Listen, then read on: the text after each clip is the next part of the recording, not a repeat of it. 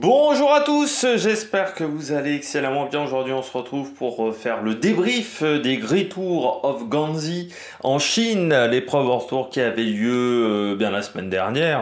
Là, c'est fini dimanche. On va revenir un petit peu sur les coureurs qui ont animé cette semaine de course. C'est un débrief un petit peu particulier pour cette dernière course pour le tour de la saison.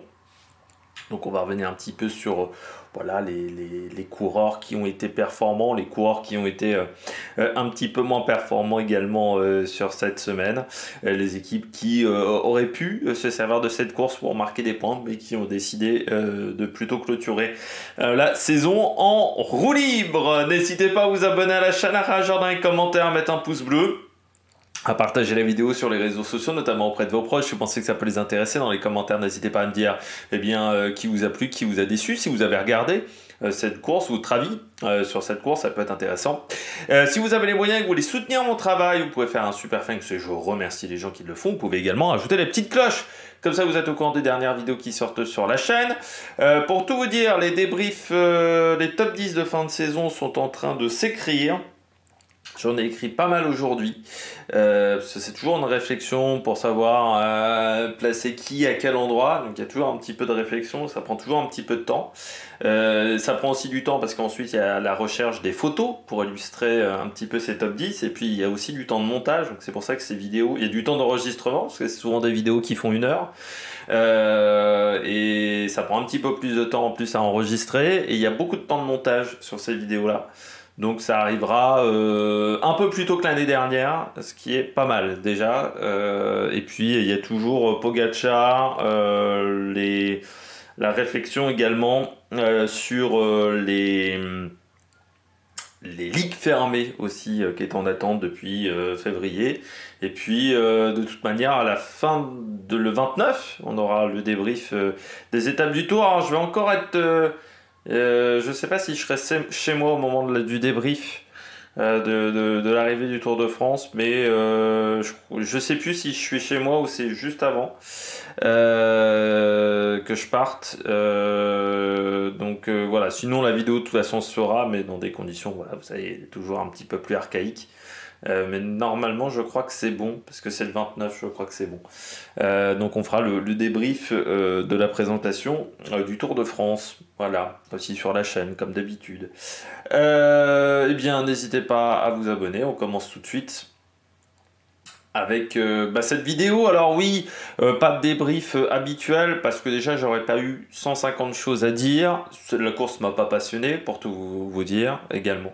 Donc je me suis dit, allez, on va faire un petit débrief rapidement, enfin rapidement au niveau montage, peut-être moins rapidement en termes de longueur de vidéo, mais j'avais pas forcément 150 000 trucs à dire, donc voilà, j'ai voulu faire un petit peu plus, un petit peu différent, voilà.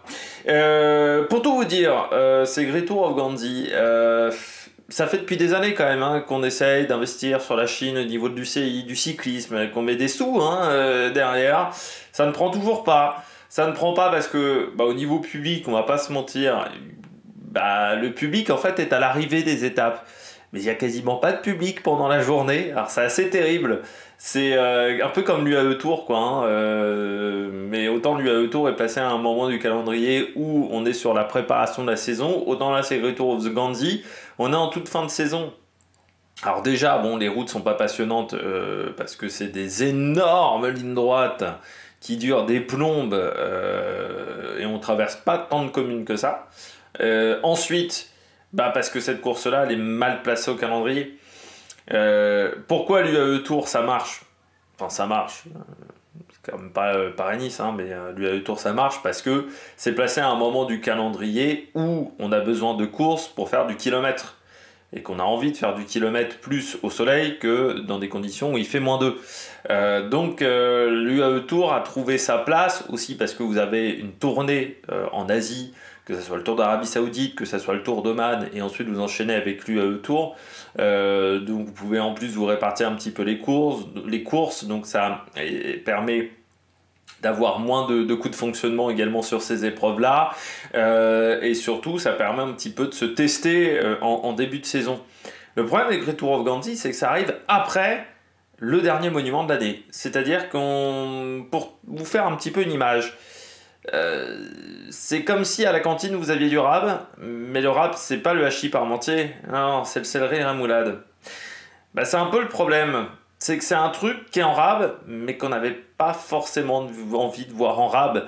Tout simplement, c'est Retour au Gandhi, parce que la course, bah, une seule étape difficile qui se résume à une course de côte. En fait, on a eu des sprints tous les jours. Vous regardez les 20 derniers kilomètres de chaque étape, grosso modo, vous avez regardé ces Retour of Gandhi, vous avez absolument rien raté. C'est ça le problème de cette épreuve. Donc ça n'attire pas les stars, parce que le parcours n'est pas suffisamment intéressant pour attirer les stars. On a eu quand même Van Velt, mais c'est vrai que Pogačar, Van Der Poel, les meilleurs sprinteurs ne viennent pas. Au niveau du sprint, c'était vraiment très vide, parce qu'on n'avait ni Merlier, ni Philipsen, ni Milan, ni Pedersen, ni même un Paul Penwet. Par exemple, donc c'était extrêmement calme, et au niveau de la montagne, la haute montagne, il n'y en a pas. Ça se résume à des montées pour puncher, donc ça veut dire que pas mal de coureurs qui n'ont pas de pointe de vitesse n'y vont pas non plus, ou n'ont pas d'intérêt à y aller. Je pense à un Guillaume Martin par exemple, n'a pas d'intérêt à aller sur cette course. Donc on se retrouve à avoir une liste de départ qui n'est absolument pas du niveau World Tour. C'est-à-dire que l'étoile de Bessèges a certaines années une liste de départ qui est plus impressionnante que ce qu'on a vu sur ce Great Tour of Gandhi, et que si on voulait créer de l'intérêt pour cette épreuve, eh bien, il faudrait peut-être la mettre en juillet, faudrait peut-être la mettre à une autre période de la saison, mais là en fin d'année, après le Tour de Lombardie, ça prendra jamais, surtout si le parcours, il n'y a pas plus de difficultés, ça prendra pas. Il faut placer cette course-là à un autre moment de la saison. Le Tour de Longaví par exemple, il y a quelques années on arrivait à avoir beaucoup de monde sur le Tour de Longaví, c'est quand c'était au mois de février, en tout début de saison. Là maintenant, depuis qu'ils ont remplacé le Tour de Longaví au mois d'octobre, plus personne n'y va non plus. C'est Great Tour of Gandhi, à cette période-là de l'année, si on décale pas le Tour de Lombardie, ça n'a pas d'intérêt. C'est-à-dire que encore s'il y avait... imaginons les Great Tours de Gandhi, si vous avez le Tour de Lombardie qui est encore dans 2 semaines après cette course. Oui, ça a de l'intérêt parce que ça permet de se préparer au Tour de Lombardie. Sauf que le Tour de Lombardie, il est passé depuis 3-4 jours avant le départ de cette épreuve. Que Paris Tour est passé. En fait, il n'y a plus d'objectif dans l'année. Les sprinters, pour certains, il y en a certains qui ont déjà arrêté depuis septembre. Donc c'est sûr que c'est compliqué d'attirer les coureurs, de dire à certains coureurs, tu vas prolonger jusque le 20 octobre. Sur des courses où t'as pas vraiment envie d'y aller, donc c'est pas très sympathique. Je pense que c'est pour ça qu'on a du mal à attirer les stars. Bon, le vainqueur, il y avait un duel en fait sur ces Great Tour of Gandhi pour moi. On savait que l'arrivée au sommet convenait à 2 coureurs, c'était Van Velt et Baudin. Eh bien c'est Van Velt qui s'est imposé dans ce duel lors de l'étape de samedi. Victoire avec une légère avance sur Oscar Andy. Il a profité également des bonifications. Van Velt qui a la particularité cette année de s'être imposé sur 2 courses par étape en dehors de l'Europe en World Tour. Ça n'était jamais arrivé depuis le Pro Tour en 2005. Jamais un coureur n'avait réussi à s'imposer sur 2 courses en dehors de l'Europe, et seulement sur ces 2 courses-là, vu qu'il avait remporté l'UAE Tour. Également, Van Velt, c'est un très bon puncher aujourd'hui. Donc c'est vraiment un profil de course qui lui convient. Lotto Destiny qui avait amené quand même des coureurs en forme, parce qu'il y a eu également une victoire d'étape avec Lionel Tamigno. Donc on avait, je dirais pas misé sur cette épreuve, on s'était dit on peut prendre des points UCI, ce qui peut nous faire peut-être gagner des places au niveau du classement UCI. Vous avez un dernier épisode du maintien qui est en ligne depuis hier, un épisode un petit peu plus long que d'habitude. Donc Van Velt, oui, il a fait l'effort au bon moment dans sa montée, et Oscar Andy au départ il arrive à tenir, et puis au bout d'un moment ça ne tient plus c'est-à-dire que quand Van Velt accélère, il n'arrive plus à tenir la cadence. Mais c'est bien pour Van Velt qui fait quand même une très très grande saison du côté de la Lotto Destiny. Ce qui est encore mieux, c'est que la Lotto Destiny arrive à le conserver pour le moment, ce qui n'est pas si évident. Mais peut-être l'idée d'être en World Tour, parce que je pense que Lotto sera en World Tour, il y a peu de chances que Lotto soit pas en World Tour à partir de 2026, ça aide énormément pour le coureur belge. de se dire qu'il pourra accéder aux meilleures courses du calendrier. Et dans d'autres formations, il n'aurait peut-être pas un statut de leader. Aujourd'hui, le seul chez l'auto qui peut un peu gêner Van de Velde, c'est Van Gils. Bon, ça veut dire que tu as de la marge quand même un petit peu pour Van de Velde, donc vraiment bien. Voilà, de la part du coureur belge de Zelm, Oscar Ondy. Belle année quand même d'Oscar Ondy. Je voulais vérifier, c'est le nombre de points UCI qu'il a marqué cette saison, Oscar Ondy.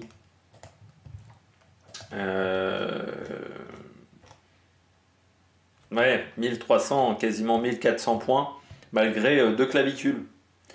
Donc c'est intéressant. Pas mal de bons résultats cette année, à part la Croix Race, mais qui s'est déroulée dans des conditions quand même particulières, cette Croix Race, avec pas mal d'étapes qui ont été découpées au sécateur par les organisateurs. Là aussi, une épreuve en fin de saison, mais encore le Croix Race, tu peux te dire, bon, je vais sur la Croix Race, ensuite je vais sur le Tour de Lombardie, ou je vais sur la Veneto Classique, ce qui n'est pas du tout le cas des Great Tour of Ghanzi. Deuxième également du Tour de Grande-Bretagne. Oui, non, on voit pas mal de résultats cette année, bon, sauf sur le Tour de France. C'était son premier grand tour. Hein. Non, son deuxième, il y a vu la Vuelta, ça, à chaque fois j'oublie sa Vuelta. Mais l'année est plutôt bonne pour un coureur, encore une fois, qui s'est fait 2 fois la clavicule. Donc 72 jours de course, mais entre les moments de rééducation, je pense que c'est un coureur qui n'a pas pu faire 150 jours de stage non plus cette année. Donc il est arrivé peut-être parfois sur certaines courses, pas forcément au top de sa forme. Donc ça s'est peut-être payé sur le Tour de France, mais on sait que c'est un coureur d'avenir, c'est un coureur qui progresse beaucoup. Pour DSM, c'est important au niveau des points UCI. Et puis il fallait quand même qu'il monte en puissance un peu. Alors il doit encore monter en puissance. On espère que l'année prochaine, il n'y aura pas de soucis physiques pour Oscar Ondy. Mais voilà, on voit que quand de toute façon, Van de Velde, Ondy, on sait que c'est la relève des coureurs qui ont beaucoup de punch. Derrière, Baudin et Lafay, Decathlon qui est venu aussi avec De Wulf, qu'on a vu beaucoup en échappée, Stan De Wulf. Baudin Lafay, il a tenté sa chance lors de l'étape de samedi en partant un petit peu plus tôt. Ça n'a pas marché. Après Victor Lafay, bon, cette année ça a été compliqué. Il est revenu qu'au Tour de l'Ain, donc il est revenu mi-juillet. Donc sa saison a été extrêmement courte, elle a duré 3 mois. Donc voilà, c'est sûr qu'il aurait aimé ne pas avoir de soucis de genou, pouvoir confirmer ce qu'on avait vu l'année dernière, ses progrès chez Cofidis. Il y a eu ces problèmes de genoux qui ont un petit peu anéanti ses espoirs à Victor Lafay, mais moi j'ai bien aimé quand même sa dernière partie de saison où il a réussi à se remettre dedans. On l'avait vu à Burgos notamment, où il avait été pas mal, mais il lui a manqué un peu de foncier parce que sur toute la première partie de saison il est absent et il peut difficilement s'entraîner à cause de cette tendinite. Et puis Alex Baudin qui confirme les résultats qu'on a vus depuis le début de saison et toujours sans contrat Alex Baudin. Ce qui je trouve est un petit peu dommageable de ce côté là, mais on verra. On dit qu'il y a pas mal de rumeurs qu'il l'envoie chez EF, ça serait intéressant. Il y a d'autres équipes qui pourraient être intéressées par ce coureur là. 1000 points UCI quasiment cette année, et sur ces 1000 points UCI beaucoup récupérés en cette fin de saison. Très bon Tour d'Italie également, où il avait fini à la porte du top 20. C'est un coureur qui est en progrès. Donc Decathlon n'a pas voulu le conserver, c'est un choix. Après, je pense que d'autres équipes pourraient être intéressées par Alex Baudin. Et je rappelle qu'il y a d'autres coureurs qui ont fait des conneries de dopage dans leur jeunesse et qui ont pourtant fait des bonnes carrières derrière. Je pense à Matteo Trentin notamment, qui chez les juniors avait été chopé pour dopage. Notamment, donc j'espère que Alex Baudin il aura la même carrière que Matteo Trentin. J'espère que ça continuera pour lui, mais je me dis qu'il y a certaines équipes françaises qui Decathlon ils l'ont conservé cette année. Alors certes j'avais dit ils ne pouvaient pas le virer, mais bon je pense aussi qu'ils ont dû le surveiller énormément cette année Decathlon, surtout que chez Decathlon on a eu aussi Bonamour comme cas de dopage. Je pense qu'il était surveillé peut-être plutôt 2 fois qu'une, Alex Baudin. Je me dis que s'il ne s'est pas fait choper cette année, c'est que le tramadol, ça devait juste être une erreur. Après, ça ce n'est que mon avis personnel.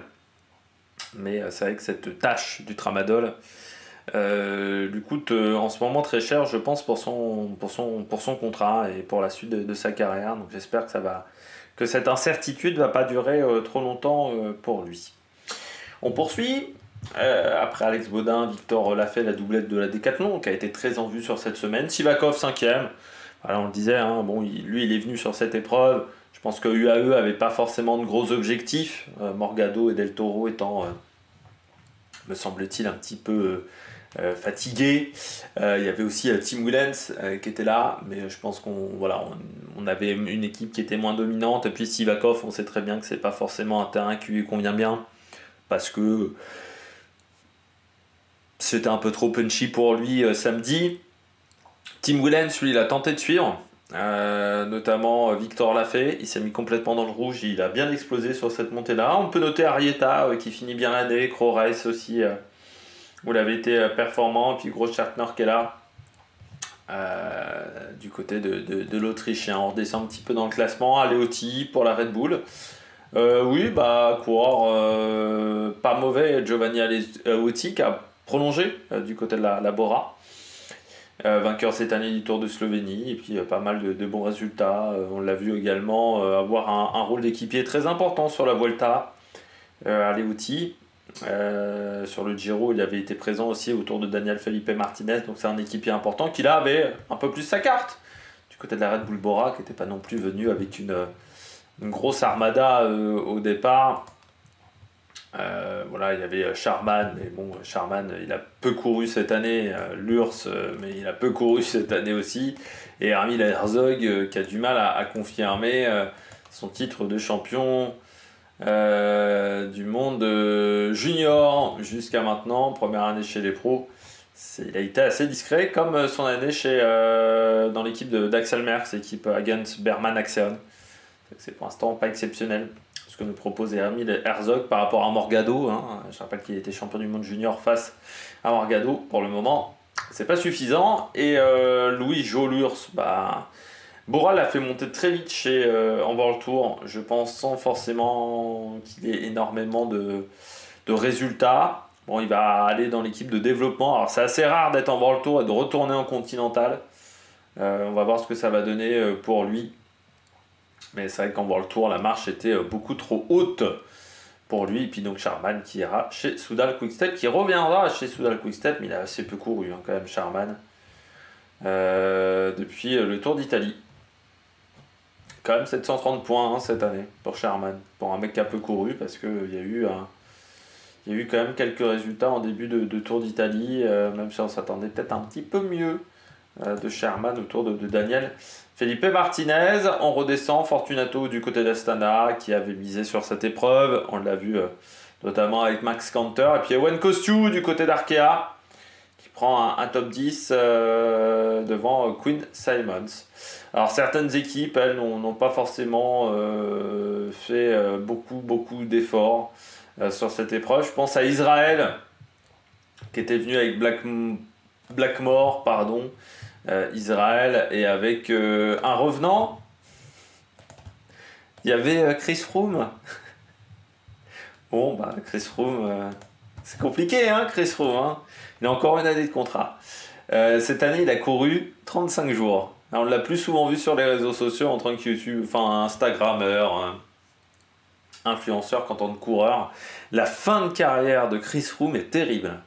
C'est-à-dire que déjà, Peter Sagan, c'était pas fou avec la Total Energy, mais alors Chris Froome, c'est dur, c'est dur ces deux coureurs-là, parce que l'année prochaine, il va prendre sa retraite, ça m'étonnerait qu'il continue. Comment noter la carrière de Chris Froome ? La fin ressemble beaucoup au début de carrière, quand il était Kenyan, mais c'est vrai que c'est difficile, quoi. Après, c'était prévisible chez Israël. Quand j'en avais parlé au moment de la Covid, à l'époque, en 2020, on était confinés. J'en avais parlé, j'avais dit que j'étais pas vraiment confiant d'un transfert de Christopher Froome. Certains m'avaient dit qu'est-ce que t'en sais, il va se remettre très bien de sa blessure du Dauphiné. J'avais raison, il s'est jamais vraiment remis de cette chute sur le Dauphiné. Et depuis, il est transparent. Bon, il continue parce qu'il a la passion, mais bon, c'est sûr qu'Israël, ça doit leur faire chier au niveau du contrat, et surtout du salaire qu'il doit avoir, Chris Froome, parce que les résultats sont pas là du tout, hein. Il a été transparent et ouais, ça a été compliqué pour lui. Je redescends. Bahreïn aussi, qui avait pas mis une grosse équipe. Il y avait Robert Stannard, mais on misait un peu plus sur les sprints. Avec notamment Govkar. On a emmené Bruto Messo, qu'on avait vu également sur le Tour de Croatie, et puis Radjovic. Trahen a été assez transparent sur cette semaine de compétition. Radjovic, qui lui est en fin de contrat. Il fait partie des coureurs sans contrat. Et cette année, ça n'a pas été exceptionnel. Lui aussi, la marche était un petit peu trop haute. Il était dans une équipe comme la Coratec, il est monté en World Tour. Je m'attendais, moi, à ce que les résultats suivent. Parce que chez Coratec, il avait eu pas mal de victoires dans des courses de seconde zone. Sauf que en World Tour, la marche était un peu haute. Il aurait peut-être mieux fallu être en deuxième division qu'en World Tour pour Radjovic. Est-ce qu'il retournera à la Coratec? Ça, c'est la grande question. Du côté de ce coureur-là. Chavez, là aussi un coureur qui semble plus proche de la fin de carrière que du début, là aussi, qui n'a toujours pas renouvelé son contrat, qui se retrouve 25e pour le moment. Geoffrey Bouchard, comme Victor l'a fait, année qui n'a pas été facile pour lui. Calme-Jeanne, c'était sa dernière course chez les professionnels. Je dirais qu'il a fait du Calme-Jeanne, quoi, hein, pas exceptionnel. Calme-Jeanne, ça reste une énigme, hein, vraiment. Entre sa saison 2016-2017 et à partir de 2020, tu te dis qu'est-ce qui s'est-il passé chez Calme-Jeanne dans sa carrière? C'est quand même vraiment une énigme. Ce coureur, prendre sa retraite à 32. Mais bon, 31 ans, jusqu'à maintenant, c'est quand même pas vraiment normal, là. Cavagna, 38e. Cavagna, normalement, il doit passer chez Groupama FDJ. Et puis, je redescends un petit peu plus loin. Au niveau des résultats, Fretin, par exemple, qui a été aussi assez peu en vue sur les sprints sur cette semaine de compétition. Du côté des sprinters, tiens, Ethan Vermon, donc comme je vous disais, Israël avait plutôt misé sur lui. Plutôt pas mal, hein, des sprints d'Ethan Vermon. Il finit bien l'année. Première partie de saison où il a eu du mal à se mettre dans le rythme de Israël. Alors, il avait bien commencé autour de la Provence. Puis après, jusqu'au Giro, ça avait été un petit peu compliqué. La deuxième partie de saison est bien meilleure pour Ethan Vermon. Du côté d'Israël, Stan de Wolf, donc on a beaucoup vu en échappée, qui prend la deuxième place. Et puis Max Kanter, là aussi, pas mal du côté du coureur allemand. Du côté des sprints, il va falloir des bons coureurs parce que, alors certes, on aura Chesbol, du côté d'Astana qui sera désormais un leader, mais c'est sûr que l'après Cavendish, ça va pas être si facile que ça. Van Geluwe également qui a remporté une étape. C'était le coureur qu'on avait vu sur les 4 jours de Dunkerque, qui avait pris une victoire en prenant l'échappée. Warren Van Geluwe qui est passé par la Soudal Quick Step en développement, qui prend donc la 4e place, Govkar 5e et puis donc Tamino qu'on avait vu vainqueur d'une étape également du côté de la Autodestiny. Molano, assez transparent sur cette semaine de compétition, qui finit 7e, comme du côté de la Bahreïn Victorious où Govkar s'est imposé, mais on a souvent été pas dans le bon timing du côté des sprints.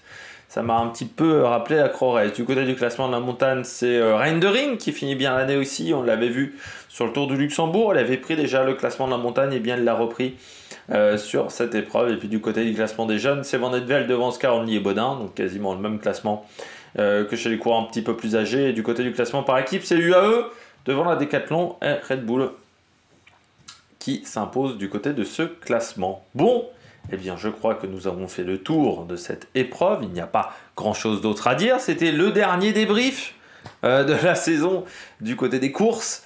Mais encore une fois, il va y avoir pas mal de choses sur la chaîne. Vendée Globe, les top 10 de fin d'année, une vidéo sur Pogacar, les présentations des grands tours, le biathlon également sur la chaîne. Et puis, il y aura peut-être quelques contenus annexes. Mais ça dépend de ma connexion internet. Il y aura peut-être des choses en plus, mais pour l'instant, c'est en attente.